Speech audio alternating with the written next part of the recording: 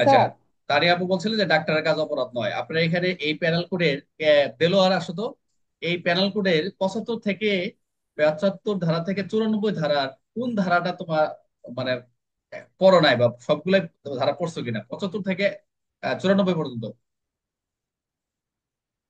সবই পড়া স্যার। 75 থেকে 94 সবই পড়ছো? কোনো, স্যার, জি স্যার। হ্যাঁ, সুমন? স্যার 90, 90, 91 স্যার, একটু কম বুঝি স্যার, একবারে আচ্ছা, বুঝি না, তার 90 মানে আর এই যে 91 অলরেডি ধারা স্যার। দুজন পাইছি।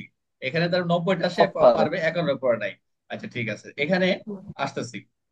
এখানে এই যে বলছে যে ডাক্তারের কাছে অপরাধ নয়, মানে সব জায়গায় বলতে ডাক্তার তারা তো অপরাধ নয়, কিন্তু আইনে কিন্তু বলা রয়েছে, একটা সেকশনে বলা রয়েছে আপনার এরা যে কনসেন্ট দিচ্ছে, যারা তো সম্মতি দিচ্ছে, এদের সম্মতিও কি সেটা গ্রহণযোগ্য হবে না, মানে গ্রহণ হবে না। মানে এদেরও যে গ্রহণ হবে না, কেন হবে না সেটা ওই যে বিধানে আছে, ওটা আমরা পরে আসতেছি সর্বশেষ দিকে।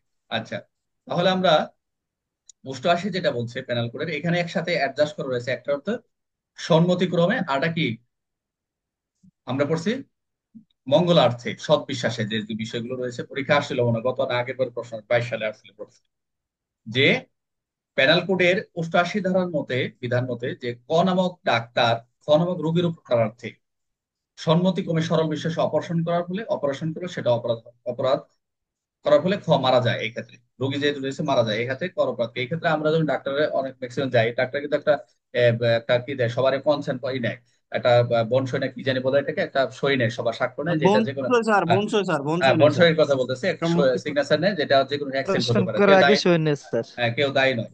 তবে এখানে এখানে বলছে সরাসরি 88 যেটা বলছে, যে এখানে বলছে রোগীর সম্মতি নিতে পারবে, এখানে সম্মতি, দেখেন রোগীর সরাসরি সম্মতি নিবি, যে আমরা কিন্তু আপনার অপারেশনের শেষ কনসেন্টটা দিবি, ভালো করে মনোযোগ দিয়ে। এখানে কোনো ডাক্তার যদি সর্বশেষ সম্মতির সাথে কাজ করার ফলে যদি দণ্ডবিধির 88 এবং 89 মতো কোনো কাজ অপরাধ হবে না। ঠিক। এখন 89 আসেন, এখানে কিন্তু রোগীর সম্মতির কথা বলছে, আর রোগীর উপকারার্থে, মনে রাখবেন একটু সিম্পল পার্থক্য। 89 দেখেন, এখানে হচ্ছে অভিভাবক দেখা যাচ্ছে ছবিতে, দুইজন অভিভাবক, তবে এদের সম্মতি কিন্তু শিশু বা অপ্রতিষ্ঠিত হইতে হবে। এই যে এদের, এ কারণে এদের শিশু বা অপ্রতিষ্ঠিত ব্যক্তির সম্মতি নেওয়া যাবে না।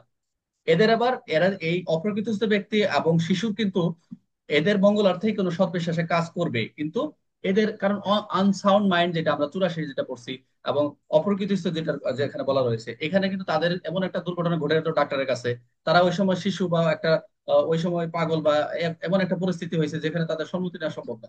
সেই কিন্তু যদি তবে আরেকটা কথা, এখানে আরেকটা উপাদান রয়েছে, সম্ভব না হলেও তবে এরা এরা কিন্তু বলে দিচ্ছে যে অভিভাবক কর্তৃক যদি আনসাউন্ড মাইন্ড আসে বা শিশু আসে, অবশ্যই অভিভাবকের সম্মতি থাকবে, এদের না হলে কিন্তু সেটা শর্ত প্রযোজ্য হবে না, অনুবিধিতে সেটা আপনার ধরা খেয়ে যাবে। তাহলে 88 হচ্ছে আপনার দুইটাই হচ্ছে সম্মতি, একটা হচ্ছে রোগীর সম্মতি, আর একটা হচ্ছে অভিভাবকের সম্মতি, এটা একটু খেয়াল রাখবেন।